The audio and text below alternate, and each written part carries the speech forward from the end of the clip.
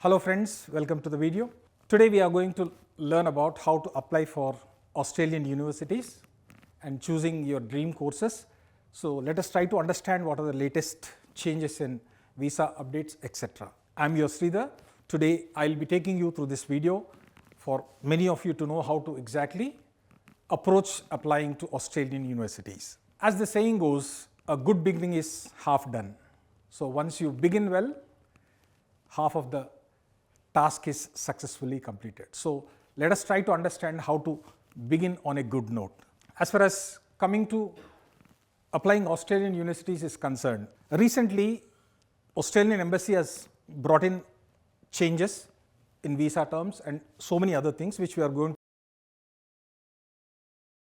As you can look on the screen regarding genuine student requirement Australia student visa. So the first slide, previously it was referred to as Genuine Temporary Entrant. That was the terminology which was used by the embassy, Genuine Temporary Entrant.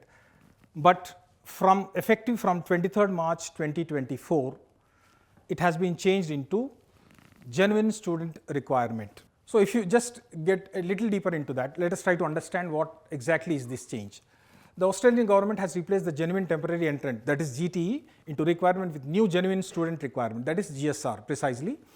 This change applies to all student visa applications lodged on or after 23rd of March 2024. So since long, almost 2 years ago, it was implemented.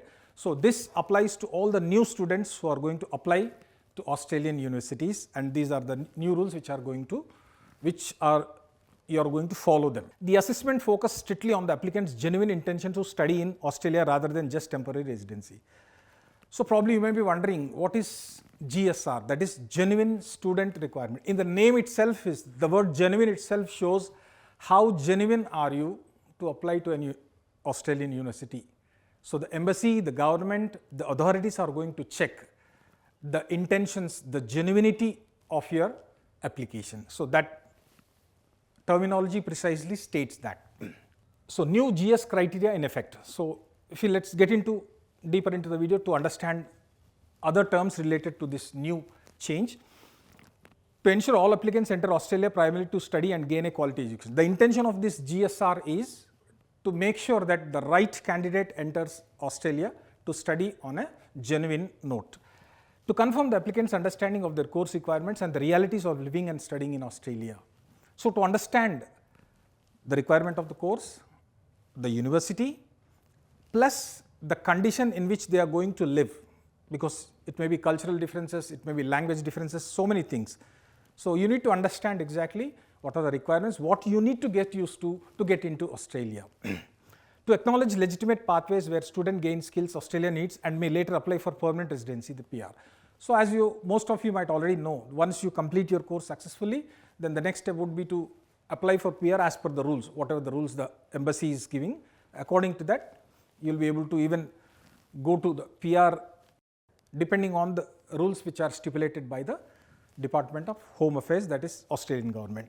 Who must meet the GS requirement? All student visa applicants are mandated by GSR.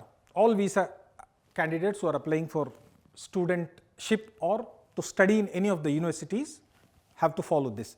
Family members applying to join a student must satisfy the genuine student dependent criterion.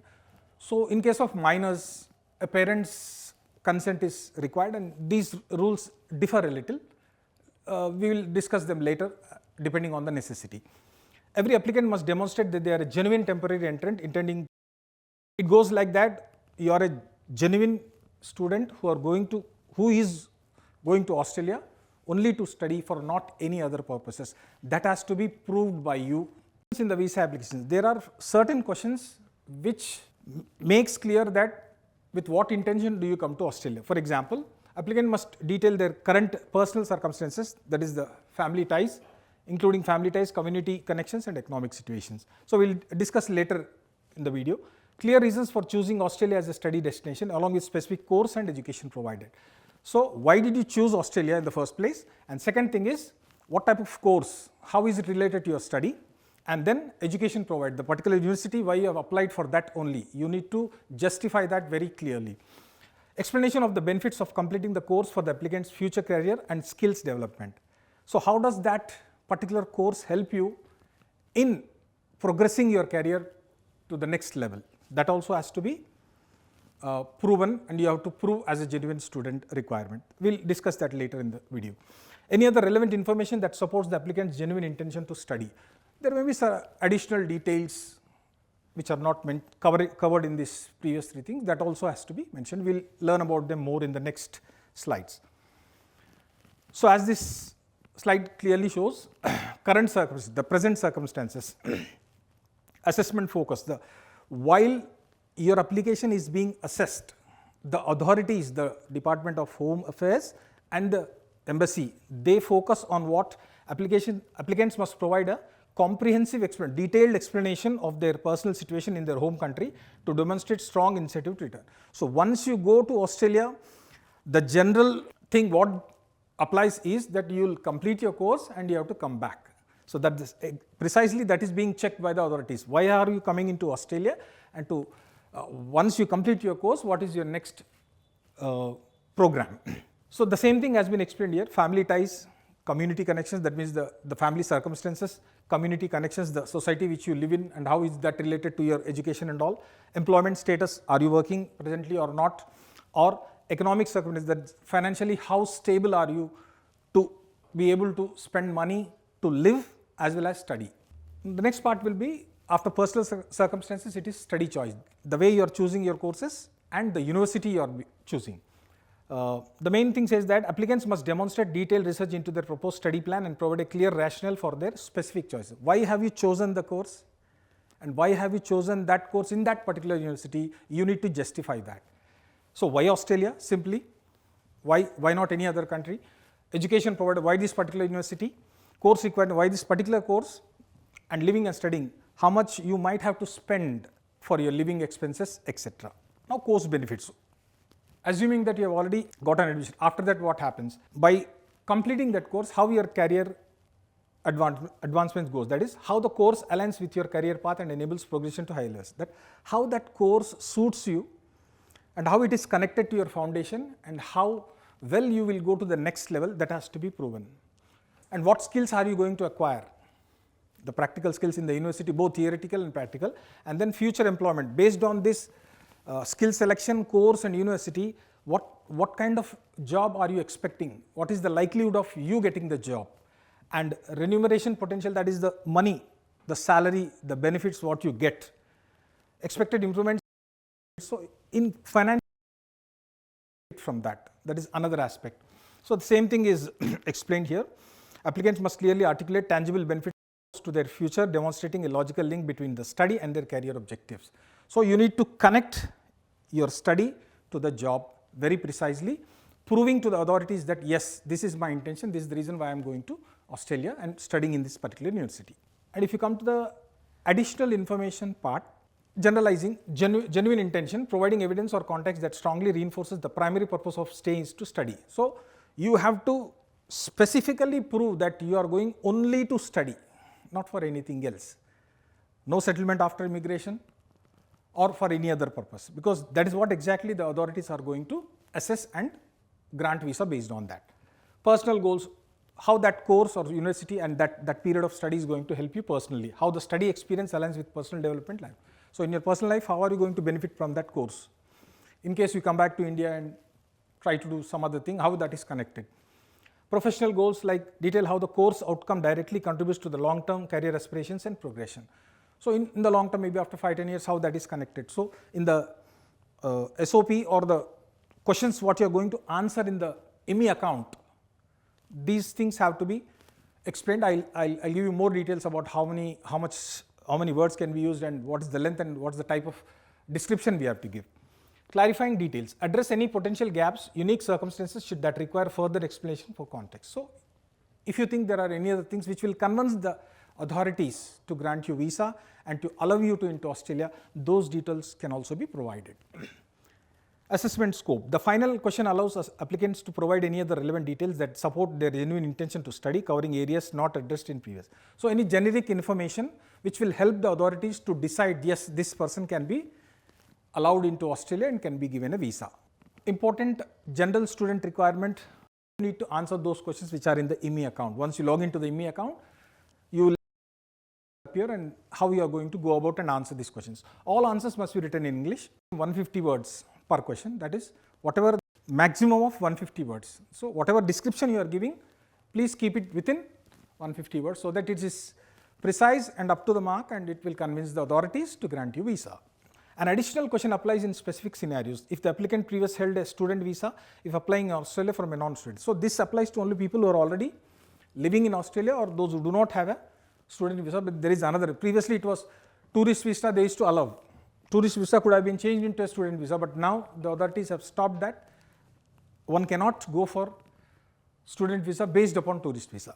Now supporting documents. So one of the main things of this visa assessment is whatever you are claiming, that has to be supported with documents.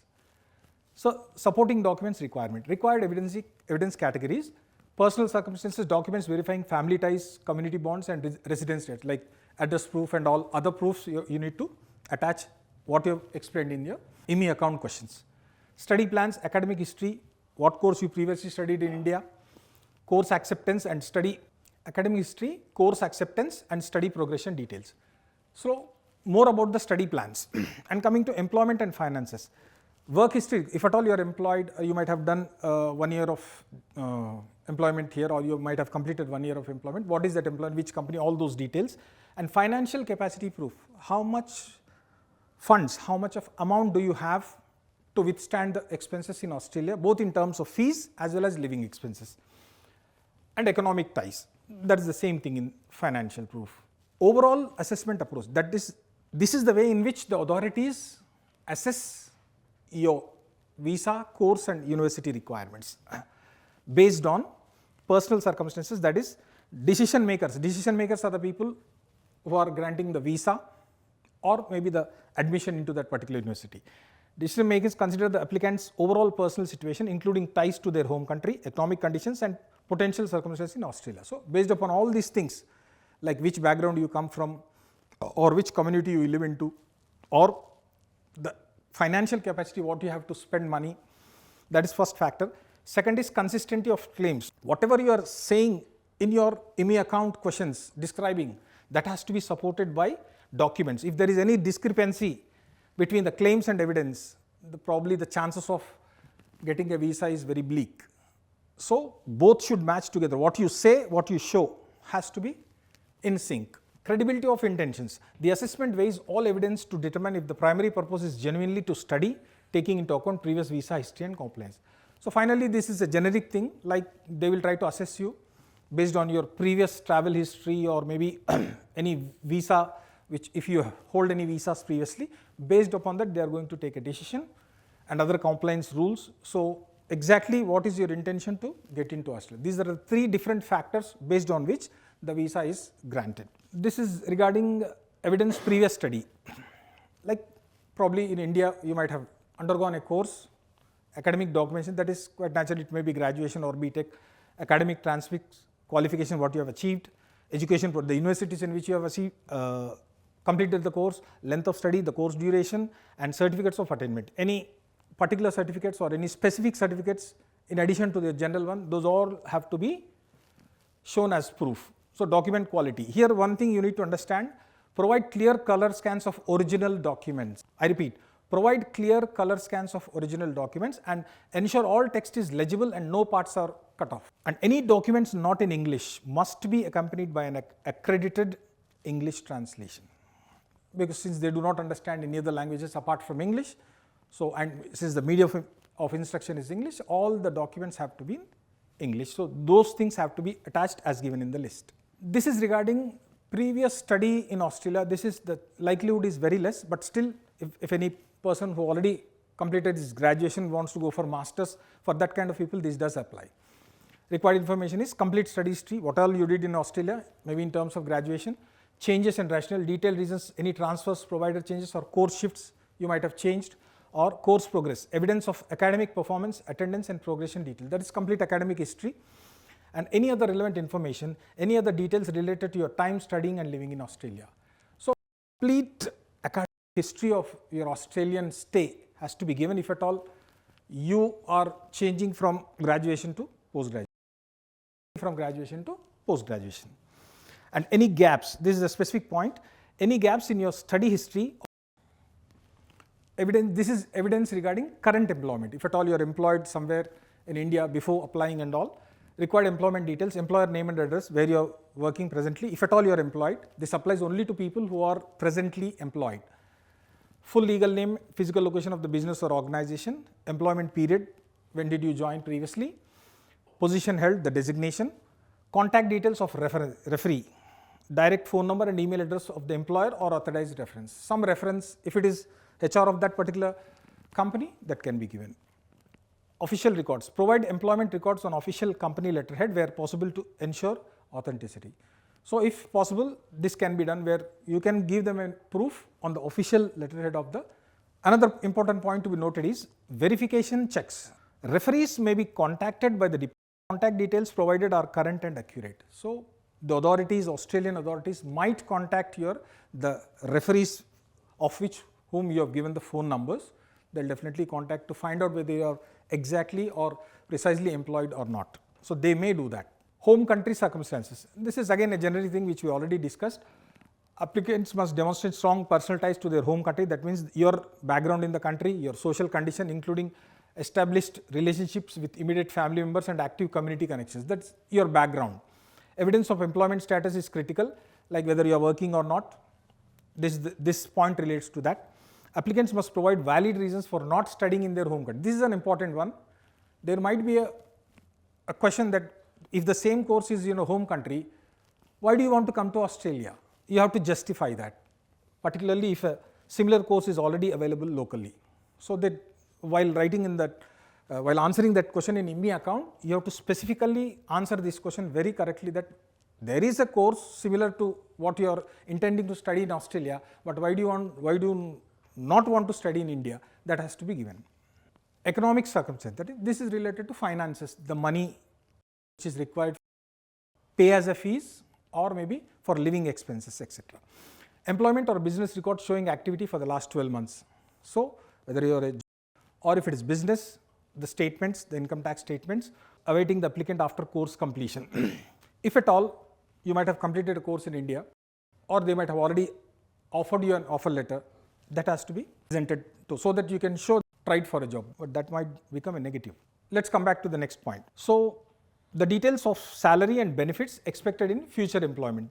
If at all you are employed in future, what are you going to earn? Official income tax returns demonstrating financial history. The same thing, first one what we said, almost the same. Recent bank statements verifying financial stability. So as you are presenting documents for them to cross-verify, based upon all these things, the financial history what you submit, they are going to take a decision in case of your visa. Political or civil factors, if this is a little sensitive thing, but still the authorities will look into that. Provide specific details of any political or civil unrest currently occurring in the applicant's home countries. There may be some situation in your home country where things may not be good politically, maybe some political rallies or some political unrest is there. So that is also one of the reasons you might be going to other countries, so that you have to clarify in your IME account question if there is any political or civil unrest. Disclose any mandatory military service obligations that may impact the applicant's ability to depart or return. So here, if at all you are employed with a military or police organization, that also has to be stated, or if you are connected in any way, or maybe the family members. So you have to clearly mention that condition also in political and civil factors. Explain the reasons why these factors significantly influence the decision to pursue studies in Australia at this time. So why this political unrest, like I'll give you an example like Khalistan, that may be the reason, people from Punjab, that is one of the reasons, though it is a controversial thing, I do not want to get into that, but things like that might make you to look for an alternative. Include strong documentary evidence, that is official records, service papers to substantiate these claims. So if there is any evidence with any organization or anything you want to disclose very clearly, openly, those documents can be attached under this question in the IME account. And finally, the same thing, overall what we already discussed, I'll try to reiterate and repeat so that it will be much clearer for you. the genuine student assessment is a complete comprehensive evaluation process focusing on applicants' true intentions and background. So your visa is going to be assessed based upon all these things. That is genuine intention to study, what is the real intention of the student, what are his or her personal circumstances, his ties to home country, his background, community, etc. Then immigration history, if at all you have a history of visiting other countries or going to other countries for any other purposes, that history also plays an important role in this decision. And finally, other relevant matters which are not covered in these three, anything additional which you would like to present or show as a document. Decision makers may consider any other relevant information that helps determine if the applicant meets the genuine student criterion, like it may be like research or any other thing which you want to. So these are the 4 parameters on which the authorities, this is generic thing where they want to cross check whether you are entering Australia, the course availability, are similar courses available in the home country? If so, the same thing what I explained in the previous slide, the same thing, personal ties and economic condition, the financial stability, civil and military, same thing what we discussed in the previous slides, they are going to assess on these parameters. Yes, now in case of minors who might be studying graduation, their age is likely to be below 18 years of age. In that case, they are called as minors. So for that kind of people, there may be different rules. So for applicants or minors under 18 years of age, the genuine student assessment extends beyond the student themselves. So they have to be accompanied by parents. Parents have to act as the genuine intention person, supporting. The department explicitly assesses the or legal guardian regarding the minor stay in Australia. So everything has to be on behalf of the child by the parent or the legal guardian. If applicable to the applicant's situation, the intentions of a spouse, of course, spouse doesn't happen because people of below the age of 18 years do not have any chances of to be a spouse. So let us not describe this. So finally, so far we have gone through a lot of information which is explaining you how to apply for Australian universities courses and to get entry into Australia in the form of. The final takeaways, whatever we have discussed, just we'll summarize them. The first one happens to be GS replaced by GT. The genuine temporary entrant is replaced by genuine student requirement. When we come to the first one, the genuine temporary entrant is replaced by genuine student requirement. That is only a terminology change where they have put a different terminology. That part you have to be a little careful. Documentation is critical. Whatever you say, whatever you show has to be clear and it should be in sync and clear and consistent answers. So responses to GS questions must be written in English, adhere to word limits and be consistent with uploaded documents. So the same thing, whatever you say, show the proof in form of documents. Focus on genuine intent. Finally, the student who is going to study in Australia, the primary assessment focus is proving a genuine intention to study in Australia and return home or follow lawful pathways. So the intention is really good. He wants to go to Australia to study and grow in his career and progress in his career and come out in flying colors.